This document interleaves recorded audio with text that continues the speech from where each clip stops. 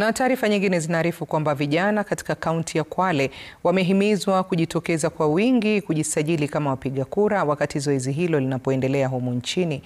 Wito huo umetolewa na wanaharakati wa uongozi wa vijana na kina mama katika zoezi la uhamasishaji mjini Kombani, huku wakiwa pia kujitokeza na kuwania nyadhifa mbalimbali za kisiasa katika uchaguzi mkuu ujao. Wanadai kwamba idadi ya watu wanaojitokeza kujiandikisha kupiga kura bado iko chini mno.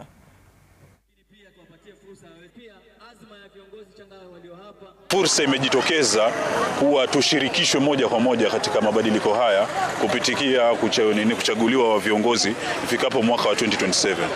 Na ni wito tu kwa vijana wenzetu wazidi kujitokeza kuchukua kura. Idadi sahihi iko chini, lakini upo kwa sababu hili zoezi ambalo linaendelea kwa sasa ni ile continuous.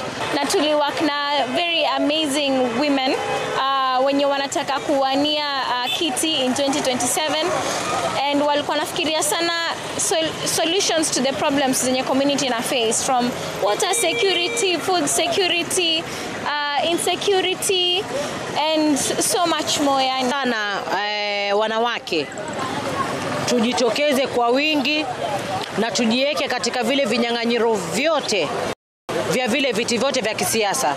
It's a very high time tusimame tuhesabike.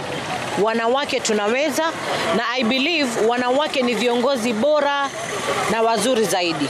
Take this opportunity to urge young persons in Kenya to join political parties. You know that political parties are vessels for decision making.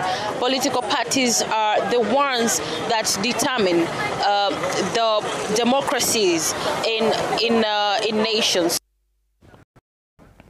Naam, tunapata mapumziko mafupi lakini